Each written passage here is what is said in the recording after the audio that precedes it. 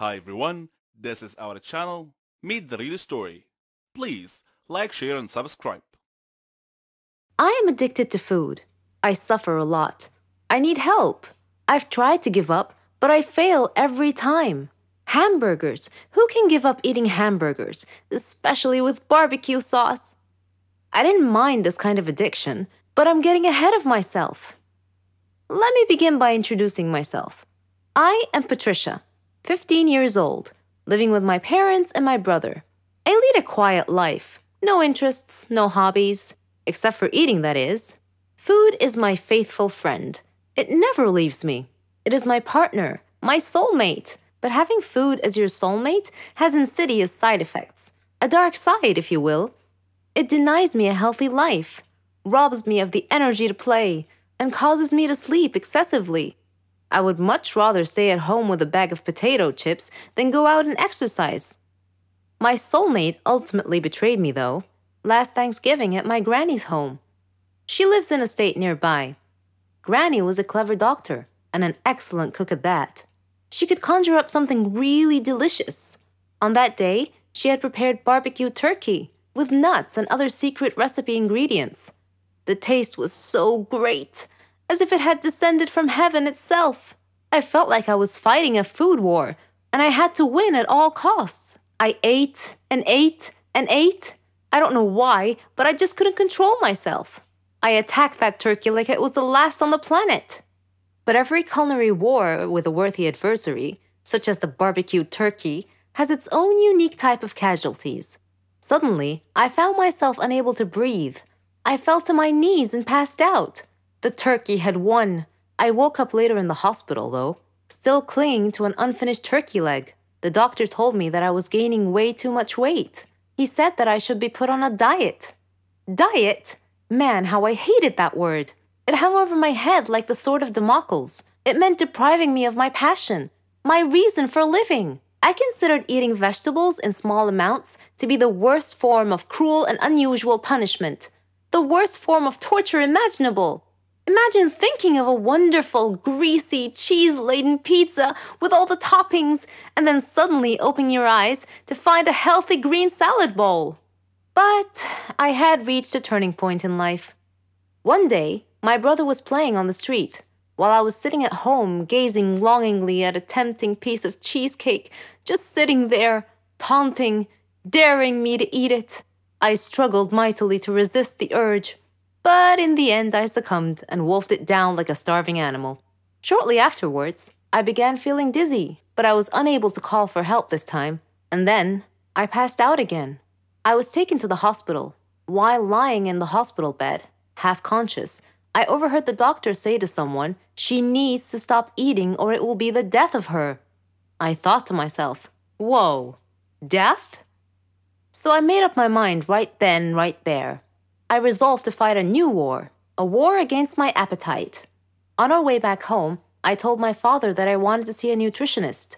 He was delighted to hear that. Later, at the clinic, the doctor welcomed us in. She told me how to overcome my eating fetish. She gave me a strict diet regimen with a schedule full of healthy meals. I kept telling myself that winning this war was possible. I simply had to be patient and persevere. I stuck to the strict diet and did some physical workouts. My parents supported me wholeheartedly. I was enthusiastic. I can totally do this. A week passed quickly, and I eagerly visited the doctor to receive some good news. When the doctor weighed me and told me that my weight hadn't changed at all, I was crestfallen. She looked at me and asked me, how was this possible? I told her I didn't know, because I was following her diet thoroughly, though it did require a tremendous effort on my part. Another week passed, and again I went to the doctor. The results were the same. She said to me, "Patricia, are you sure you're following the diet I prescribed for you?" I said yes. She sat there wondering. Then she told me with a puzzled look on her face, "It's odd, but your weight is increasing, not decreasing." This unexpected piece of news mystified me.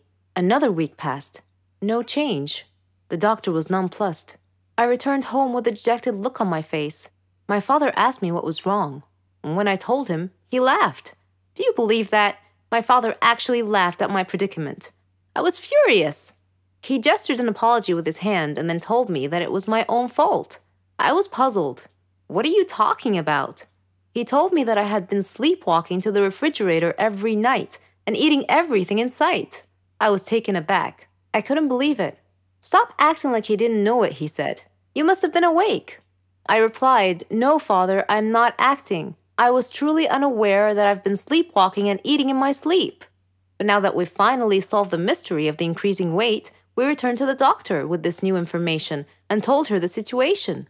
She laughed and told me that my discipline had denied my body the food it craved, but my brain had refused to cooperate and had overridden my will by urging me to eat in a subconscious state. She told me not to worry, though, that she could treat that.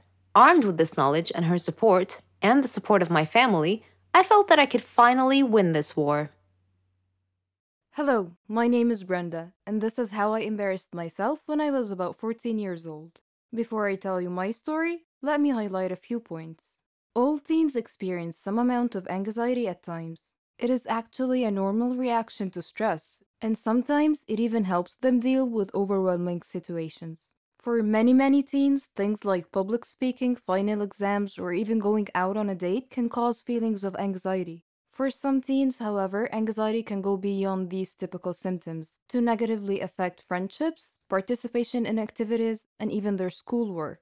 And do not get me started on how being a teenager is made of the devil's blood. Okay, that was an innocent joke, but I do mean it. So back to our story. I was sitting in class behind the cutest guy in my grade. His name was Josh, and I just wanted to ask for his phone number, but I was painfully shy and terribly afraid of being rejected. But it was almost time for the school dance. I wanted to go with him, but there was no way on earth I could have done it face to face. I tried to talk myself through the anxiety and convinced myself to actually go through with it. I debated with myself for a while, missing most of that day's in-class instructions before I finally decided to ask him. And I did. I did ask Josh for his number, and he agreed. He slowly took my phone, typed in his number, and handed it back to me. I felt relieved. I had finally gotten the number. I mean, I was wrong. There was nothing to be anxious about. I had made it much worse in my mind than it actually was. It was actually nice to realize I was anxious over nothing, to be over it and have his number. I got home later that day and I was so excited to call or text Josh. But because I'm socially awkward, I decided to try and text him. But the message didn't deliver. I checked the number he gave me and noticed that it included the digits 911, which indicated to me that he had given me a fake number. Maybe he was trying to avoid me. I suddenly became aware of how weird I had acted towards him. I didn't have much of a relationship with the guy before asking for his number. There was no rapport between us, so it came across as creepy when I asked him. I also asked him in the middle of class by tapping him on the shoulder. There was nothing smooth or even normal about how I went about it. I hadn't acted immoral, but it was painfully awkward, socially inappropriate, and thus doomed to fail. The encounter was painful, but from it I suppose I learned some lessons on how to appropriately socialize. I also learned that it is incredibly easy to miss obvious signs that other people are giving you when you're anxious, because you're so absorbed with yourself that you miss social cues. Looking back at how he was clearly uncomfortable with my request, which he made clear by not smiling and by hesitating in agreeing to type the number. Had I gotten out of my head and paid attention, I might have noticed how he was acting and how that clearly reflected how he felt about me and our interaction. It makes me question, is having high-functioning anxiety easier than being trapped in your own shell, frozen with anxiety? It may be the lesser of two evils, but for me this experience turned into purpose, and it built my self-confidence. I see it as a step, but then improving self-esteem and self-worth will have you high-functioning without anxiety. That is the end game. But you know what? Write your own script. You can't go on if someone else is writing your script. And I know that a lot of kids at school felt the same way. They didn't feel good, and I didn't know why. Kids will relate, and this is so freaky, and it makes anxiety even worse. You have to go to know that you are okay in school, and you cannot know unless you go. Getting over anxiety is not some hippie mumbo-jumbo, and it took me years to get over what I call life fright. And I learned that the very hard way. Now, does the devil joke make sense?